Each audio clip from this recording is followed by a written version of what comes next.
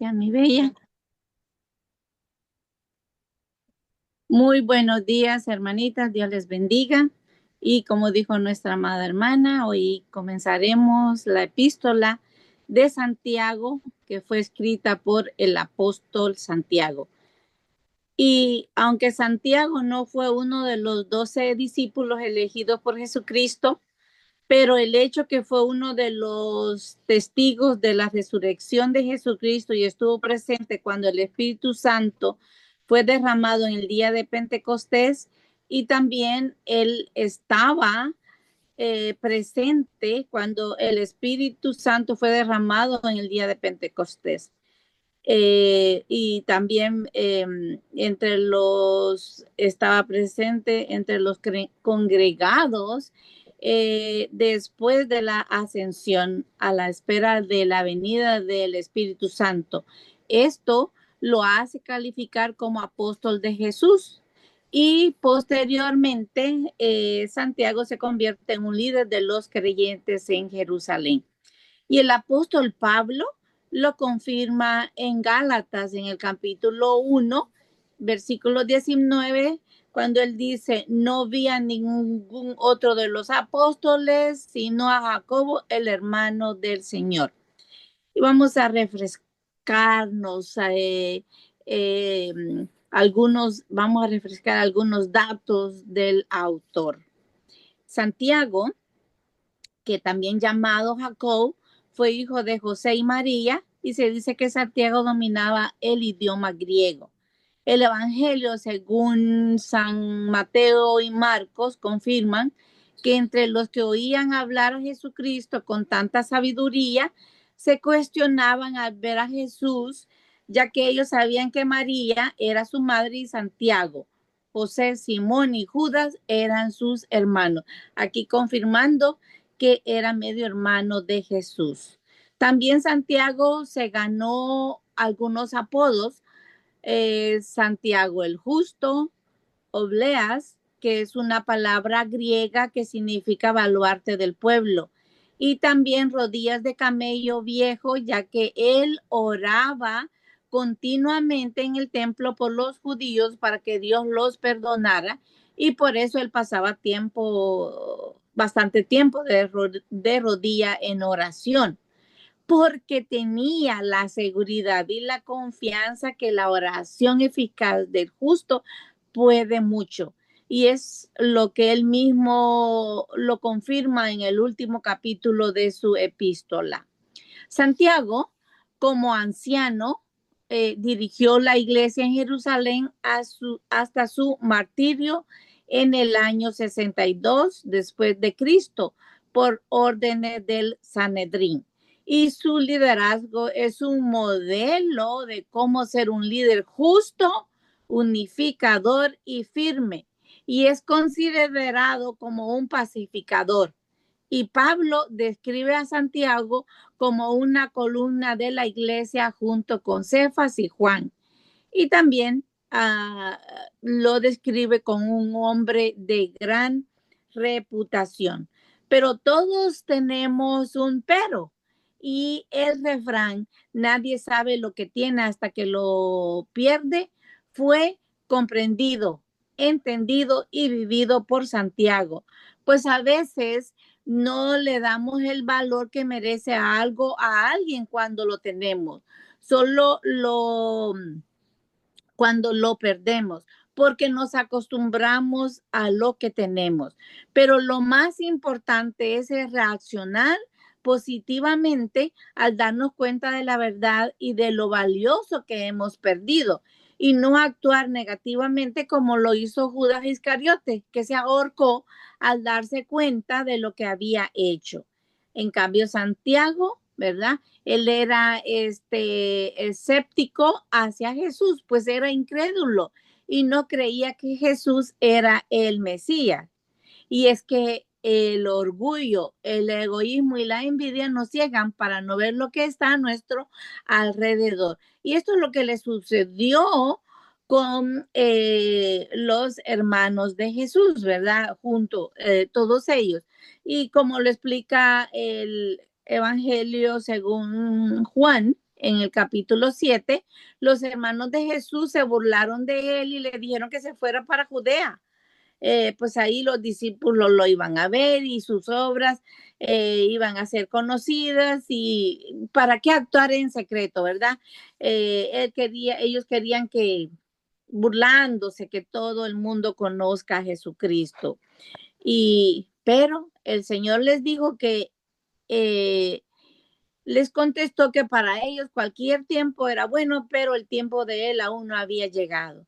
Y Santiago, a pesar de que era hermano de Jesús, no le creyó hasta después de su muerte y resurrección.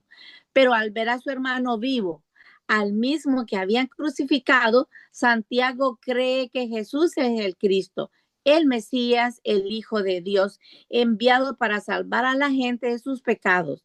Santiago es aceptado y promovido dentro de la iglesia primitiva.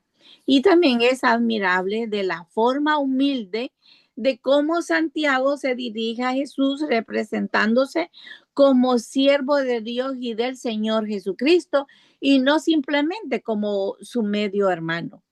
Entre los milagros que hizo Santiago, sanó a un ciego y a una persona afectada de parálisis. Además, convirtió al cristianismo a varios y fue testigo también de la curación de la suegra de Pedro y de la resurrección de la hija de Jairo. El apóstol Santiago se concentró en sus propios esfuerzos para conquistar a sus hermanos judíos para la fe. Y hoy hablaremos del marco histórico de la carta o epístola de Santiago. La epístola de Santiago es un tratado simple, pero organizado y lógico sobre los aspectos éticos de la vida cristiana. La epístola es compuesta en gran parte por exhortaciones o amonestaciones genéricas y llevó a algunos a llamar a la epístola de Santiago el libro de los profetas del Nuevo Testamento. Se dice que la carta iba dirigida a los judíos cristianos que vivían en Palestina, a sus alrededores, para una audiencia amplia donde el idioma griego predominaba.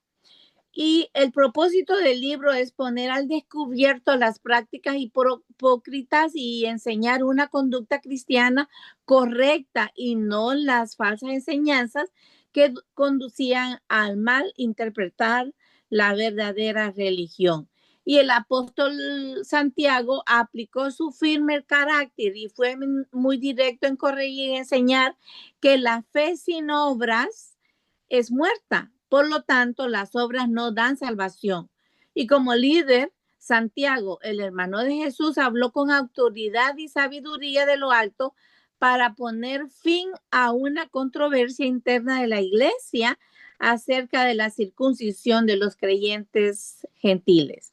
También la carta de Santiago expresa su consuelo y preocupación a los que habían sido dispersados, a los que sufren, a quienes fueron parte de la iglesia de Jerusalén, diciéndoles que la venida de Jesucristo está cerca.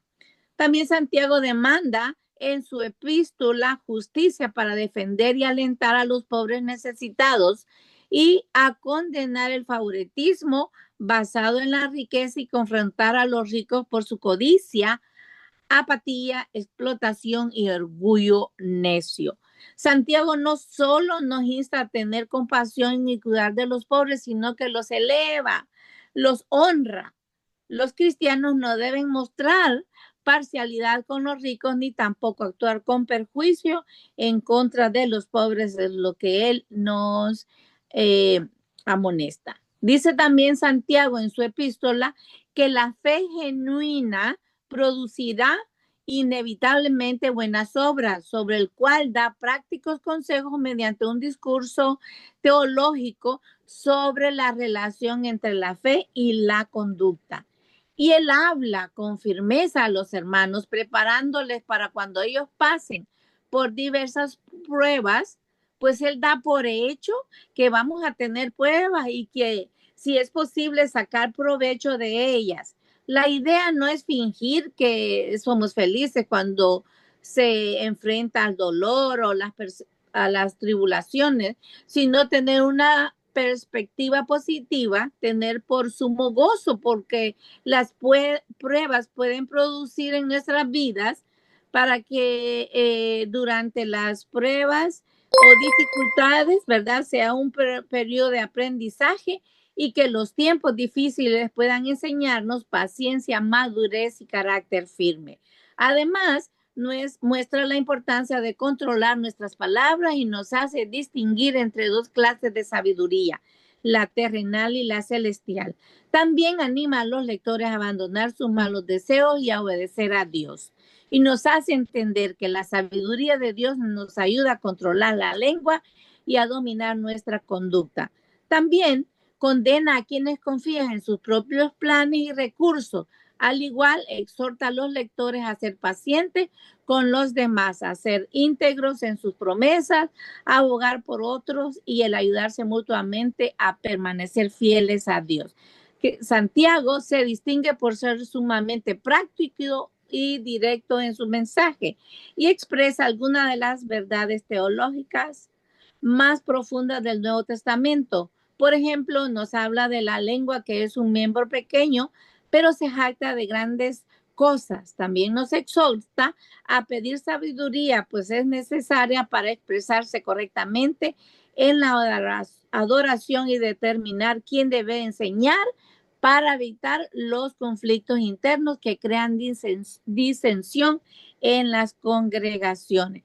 Así que nos habla de la fe en acción, también nos demuestra que la fe no se expresa por medio de buenas obras, pues es vana. Por lo tanto, él muestra a los creyentes que la obediencia a los principios morales de Dios es el camino a una vida que está unida en las buenas obras.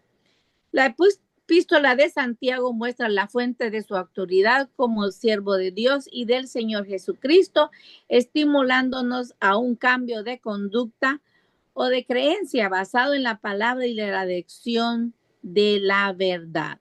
Para Santiago, la unidad en la iglesia es una prioridad, ya que amonesta constantemente a los cristianos a dejar de juzgarse unos a otros, a controlar su lengua y temperamento y a dejar de lado la envidia y la ambición egoísta que causan desorden, conflictos y peleas, y él nos hace ver que nosotras somos responsables por los resultados destructivos de nuestras palabras.